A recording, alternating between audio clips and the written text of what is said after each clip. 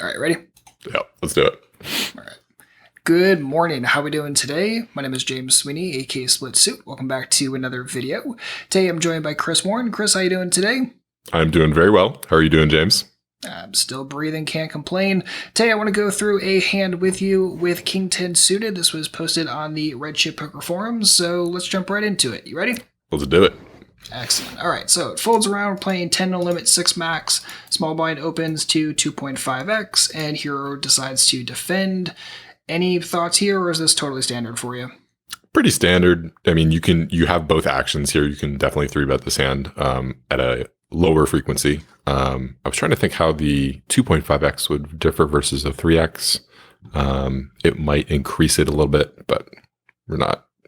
Flatting is very standard here. Adds a lot of strength to our call range that we want. Perfect. Yep, I'm in agreement here. I mean, this would be a pretty typical call for me in this spot. I think other piece of information that's important that Hero sent in is that the small blind is a 24-16 over 116 hands, has a 4.6 post-flop aggression factor. Aggression factor, if that means anything to you at all. Personally, I don't focus too much on AF and AFQ, but if you're one of those people, now you have that information. But looking kind of like a taggy kind of player, a little bit more on the passive spectrum, at least slightly so with that VPIP PFR gap, Yep. But otherwise not giving me too much to work with here, not playing against an ultrafish or anything like that. So flop comes out, gives us top pair and a flush draw. Small blind fires for 30 cents, and hero decides to raise. So let's start by pulling out the solver and seeing what the solver is doing in this situation. So if we back it up here, we'll go to the inflection point where there is the c-bet, or whether we should c-bet or not. I'm sorry, villain should c-bet or not. So Solver is saying that the villain should be c-betting here about 32% of the time, checking the other 68. And if we look kind of at like the betting stuff, betting is going to be in the bluish side of the spectrum. So squares that have heavily blue are going to be mostly bets. Heavily green is going to be mostly checks. So there's a lot of stuff getting bet here, obviously, but there's some... What do we got here? Definitely have like nut flush draws, I'm assuming. At least I would just generally qualify this as a fairly strong c-bet range, right? We're looking at, pretty much hands that have some sort of plausible value to them, whether it's backdoor overcards, some gut shots, some, that type of thing. We're not looking to c-bet like the weakest parts of a range that really didn't connect with this board too much. And so like if we're looking at our offsuit combos, there's a lot of like clubs going to be in those hands, and that's pretty much what we're seeing from their c-bet, which is correct because they're out of position and it's a not great situation. So yep, perfect. So they decide to bet, and in this situation, hero decides to raise. Let's kind of hover over the raising range in this situation. Raises are going to be in the blue color, and if we look at that and kind of see where King 10 suited is, King 10 suited is right here, and we see it's mostly green, right? 72% of the time, the solver is suggesting that this should just be a call. The other 28% of the time should be a raise. Obviously, never ever folding in this situation. So it is primarily a call with some raises. In real time, my personal kind of lean is probably going to be to call. Sure. But you and I were discussing this hand a little bit before we fired up the recording, and you were kind of liking the raise line to some extent. So talk about why you like raising here and where raising is kind of like super valid in this spot. yeah, well, I think just in general, anytime I look at the solver and I see that they do have this included as a line, I want to figure out, okay, well, what are the strengths of it?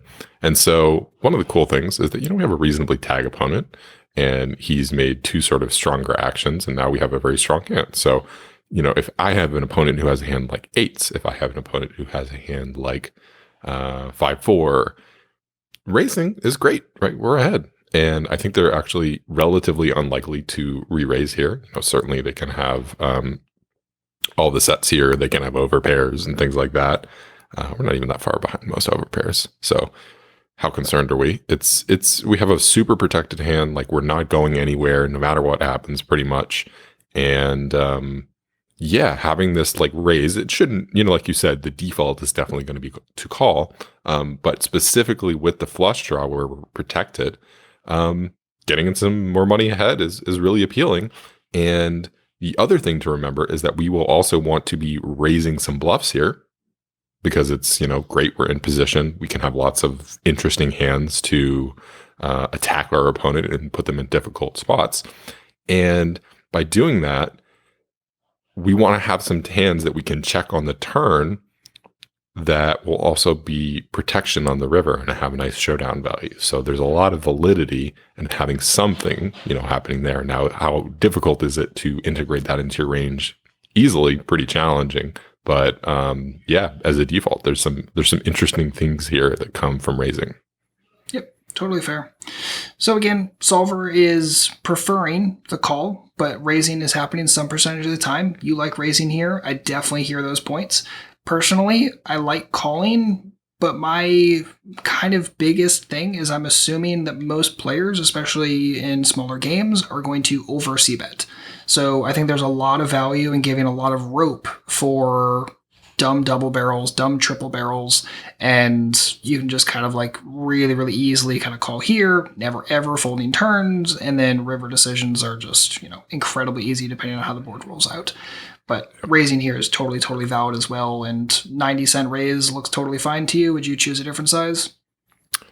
Small's kind of great because it's kind of the way you would want to bluff in this situation. And similarly, like we don't have like hands that we really feel like need to deny a ton of equity here. With our strength, we'll have at least the bottom sets for sure, a good percentage. And yeah, it's just it's totally, we don't have, maybe we should be raising a little bit larger because we don't have a lot of 10-3, 10-2 type of stuff. So because the range of value raises is not that high, and obviously most of our overpairs would have been 3-bet before the flop. So probably a larger size is more appropriate given our range. But in practicality, I'm not sure how much that actually matters. And we may be able to kind of play a little bit exploitatively here and have some cheap bluffs just by raising because, like you said, the tendency here would be to over c-bet, and having a nice small bluff range will let you bluff a bit more if you want to lean on the exploitative bluff side. Yep, totally fair. Excellent. So we end up getting called by the small blind. Turn is the 4 of spades. Small blind checks, and hero decides to fire for 150 here. So let's start by pulling up the solver because I'm just kind of curious where that starts out. So again, hero did raise on the flop, got called. Our opponent checked on the turn, and on the betting range for hero, if we kind of hover over king 10 suited, green is check, and this is 100% check, even with king 10 of clubs here.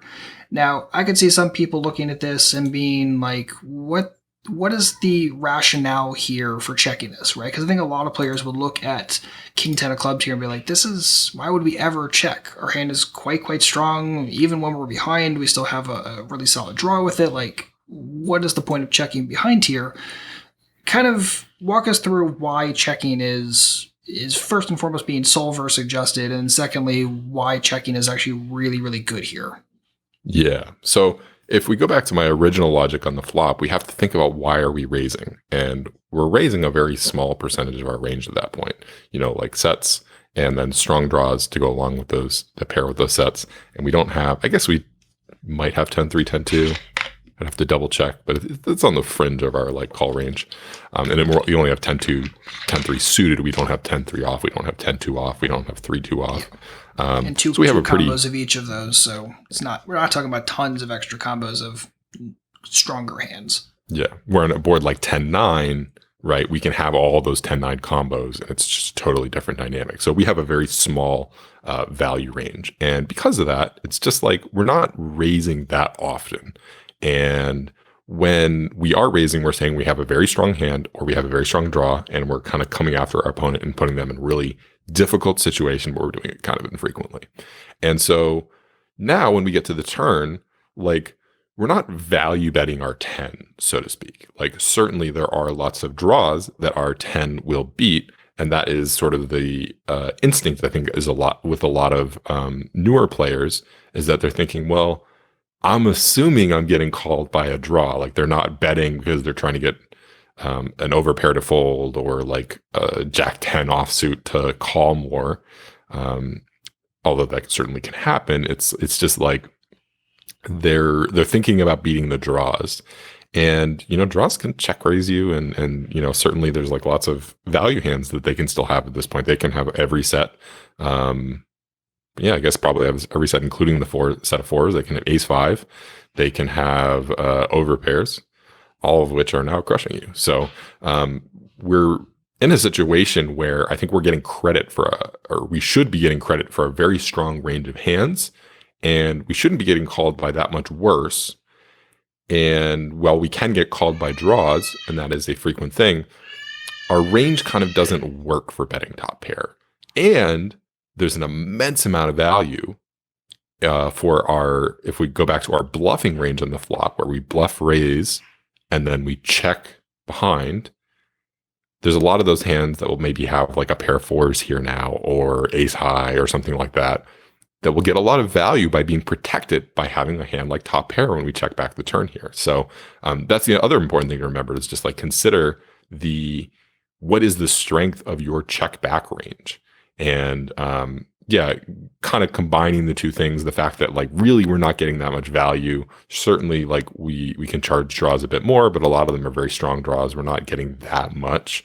And also the benefits of protecting our check back range here and being able to, not allow our opponent to just come bluffing at us when we raise and we check back.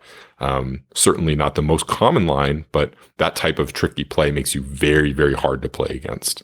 And I love to have those type of nice defensive plays in my range, especially when there's really not that much utility in betting. And I think that's really it. Like, again, stylistically speaking, you tend to take more of the GTO favored approach. I tend to take more of the hardcore exploitative approach.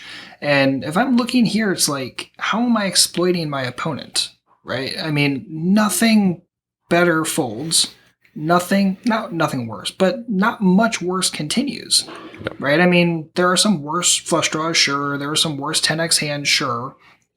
But you're never getting jacks plus to fold, never getting a set, never getting a straight to fold. Like, that's just completely unreasonable. And it's just not, like, the bet itself doesn't really accomplish all that much. Whereas checking here, all of a sudden your opponent is just like, what in the heck is going on here? And I can see them making copious amounts of river mistakes. I'm not really loving if I get check raised here either. That's definitely an important consideration, especially as your opponents are more and more aggressive. I don't know. I like checking this behind as played. Again, had we just called the flop, we have a very different turn decision here, but as played, I think checking back is just way, way better. I think a fantastic point on the fact that, like, just imagine the villain, say calling with a hand like pocket eights, and then you bet the turn. Well, then they're just going to give up, right? Like, it's pretty easy to play at that point. But if you check, now all of a sudden there's probably a lot of rivers they want to show down with. They're like, oh, he's full of it, or they'll have a difficult time really placing your range correctly. You have a very disguised hand. If they have a weak hand that maybe wants to bluff after, it was a very small raise on the flop, they could certainly have floated with a lot of things just for pure value. Actually, they will be required to with a small raise like that. And they might take a stab on the river, and then you have a very easy call on many rivers, right? So, it's pretty great. It's just so much to love about it. Yeah, it's an easy call on the river if they stab at you. It's an easy bet if they check at you. Unlike most every river, like, it's way, way, way simple. Unfortunately, as played, here it does decide to fire and ends up facing the check shove from the small blind. So I don't know if did we analyze this one? Yeah, so if we decided to fire and we face the raise, so the solver is actually set up to face a smaller size raise, so it's not perfect. But functionally speaking, I mean, most raises here are going to be fairly committing in nature. So if we just kind of like run the solver, again, grain of salt here, just given the way that it's set up. But I don't know. I don't know. If we're looking at their raising range, I mean, what's really in the raise here? I mean, yeah, it's just like some hands, but it's pretty darn strong. I mean, their range should be very strong at this point. Yeah. In reality, though, given we raise small on the flop, This is just one of those situations where it's like, we shouldn't be here. How valid is the analysis? But like, there's a ton of draws on this board and they raised large. I always have a tendency. Well, I think that there is a tendency for players to raise larger with their draws. And, we really kind of crush draws, right? Because we block or we either block club draws or we beat club draws.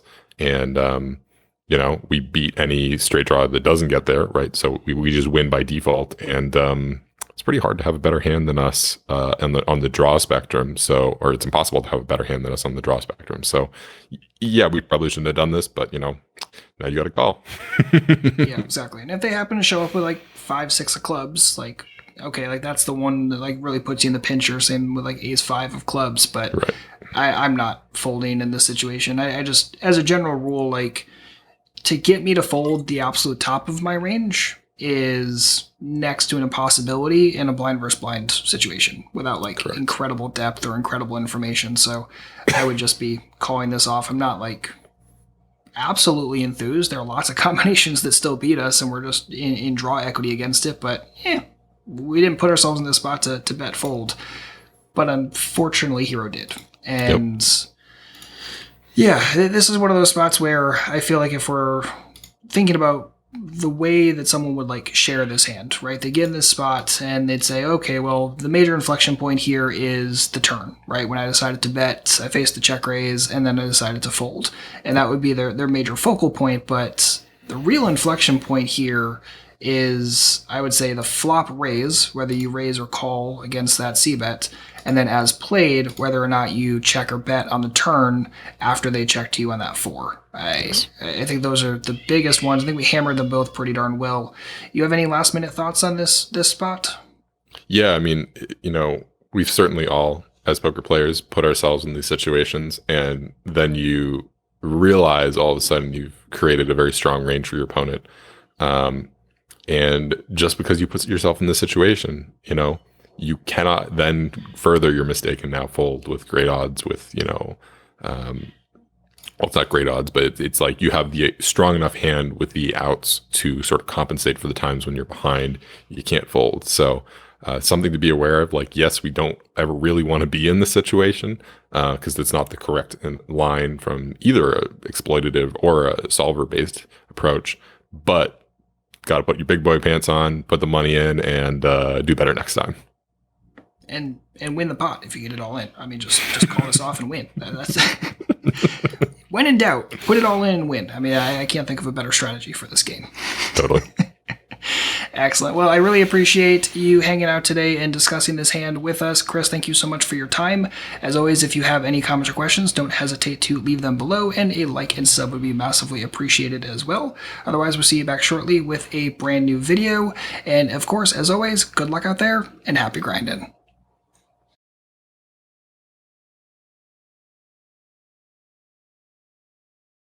Today, I'm joined by Chris Warren. Chris, how you doing today? I'm doing very well. Shit, sorry.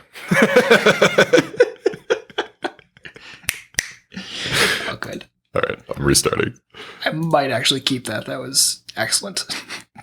Do what you gotta do.